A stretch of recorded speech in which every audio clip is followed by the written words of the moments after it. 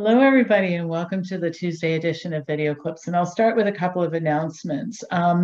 If you are interested in professional training with us, if you're a healthcare worker who's trying to figure out what you're going to do next in your career, a couple of options. I have another conference call, probably be the last one before summer semester, and it'll be on Thursday, April 28th at 9 p.m. And then I will also do one-on-one appointments with you to just kind of see what you're interested in. I mean, I tell people all the time, I don't think we know everything, but we've been in business for 27 years and we've worked with a lot of people. So that counts for something. I can share with you what the market's like, what we do, how we do it, that kind of thing. So if you're interested in either joining that conference call, that last one, or talking to me in a one-on-one situation, just send me an email at pampopper@msn.com. And another thing I'll tell you, we hardly ever raise our prices on anything because we realize we just don't want to. I try to, keep our margins thin and make things affordable, but we are going to raise tuition rates after June 1st. So if you want to lock in your tuition rate, you want to enroll right now, okay? Or between now and June 1st anyway. The other thing is I'm really getting excited about my nutrition and immune boot camp, which is scheduled for May 9th. I started putting my slides together and going through and doing some research and digging up stuff. And it is astounding how much information there is. And some of it is even really specific to COVID-19. So if you are interested in that topic, this is going to be one of those where we're only going to have 100 people and then no more. So you make your reservation right away. We have a member and a non-member price like we always do.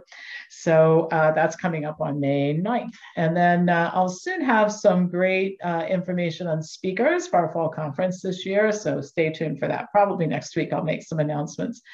All right, so what I'm going to talk about today is good news if you are a menopausal woman who's worried about hot flashes. One of the leading reasons that women take hormone replacement therapy after menopause is hot flashes. And I've advocated against this for a real long time. Lots of reasons, the most important one being that pharmaceutical hormone replacement therapy increases the risk of breast cancer significantly. I've published articles, posted them in our library about that. Bioidentical hormones are represented to be safer, but we really don't have any evidence that that's true.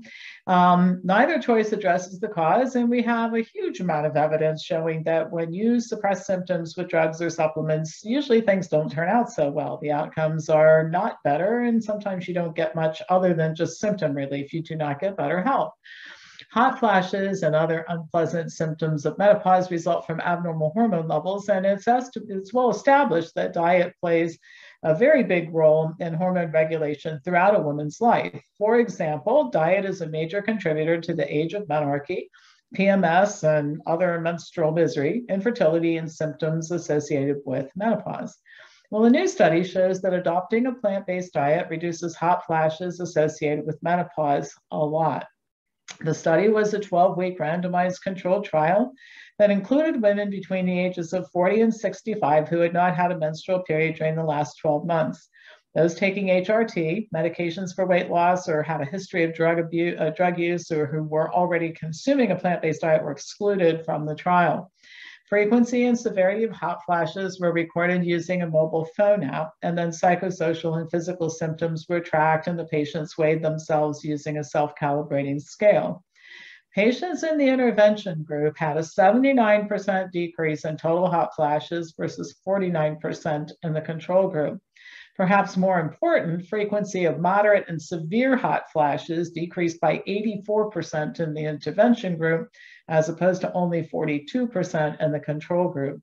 Fully 59% of the intervention group patients became free of moderate and severe hot flashes, while none of the controls dropped to zero incidence. Body weight decreased by 3.5 kilograms in the intervention or the plant-based group. The other group, the control group, actually gained weight, 0.8 kilograms in that particular group. Now, one kind of interesting variable in this study was the inclusion of half a cup of cooked soybeans every day in the diets of the intervention group. Now, a lot of people have been erroneously told by sometimes doctors and other health professionals that you shouldn't eat soy because it increases the risk of breast cancer and it contains estrogen. And these things are not true. First, and to the point of the study, in randomized trials, soy products have been shown to reduce the frequency of hot flashes. Now, they're not magical foods, and if you don't eat them, that doesn't matter either. I've told people, eat foods in the various categories that you like. There isn't any one food that's going to make the difference, but still, to the point, soy products do have the whole soy product. I'm not talking about the soy hot dogs and the soy candy bars. All right, so let's make that clear. Does reduce the frequency of hot flashes. As for the claim that soy increases the risk of cancer, well, soy products contain isoflavones, which include one called diadecyne, which can be metabolized by gut bacteria into equal, a non-steroidal compound that actually acts as an estrogen opposer, estrogen agonist. Asian adults have significantly higher levels of this particular thing, equal, than Western adults, 50 to 60% versus only 20 to 30%, due to differences in diet that favorably impact the microbiome. And so plant-based diets do positively change gut bacteria quickly. So just to follow along, you've got an isoflavone that is converted, metabolized by the gut bacteria into equal, a non-steroidal compound that acts as an estrogen opponent. Asians can consume a plant-based diet, usually with some soy. They have about twice the amount of this equal that we do. And one of the reasons is their diets promote much better gut microbiomes than the American diet does. Some studies show that people who follow plant-centered diets produce more equal than omnivores. So it's not just a difference between Asian adults and Western adults, it's a difference between plant eaters versus omnivores. Now, there are several mechanisms of action that result in the lowering of estrogen levels and reduction or elimination of hot flashes. So the first one is, in this plant-based diet, dairy was eliminated, and dairy contains estrogen and estrogen metabolites, so that makes a difference.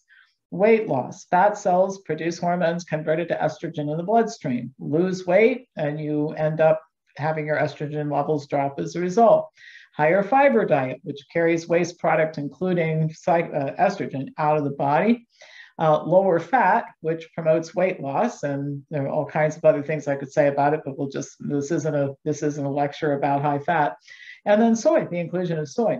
The best part of all is that, at the beginning of this, I said that there are side effects of taking hormone replacement therapy. The only side effect of adopting a plant-based diet is weight loss and getting rid of your hot flashes, and your skin clears up and your energy level gets better and you sleep better. I mean, I could go on and on, but most people like those kinds of side effects. So I think that there's a really good case to be made for diet change instead of taking drugs. From time to time, we offer women's health boot camps and that sort of thing. So perhaps at some point in time, if you're interested in this topic, you might want to participate in one of our boot camps. But don't forget, the next boot camp is nutrition and immune function. All right, as usual, pass this on to anybody who you think will enjoy watching it, and I will be back to you with more news on alternative channels tomorrow.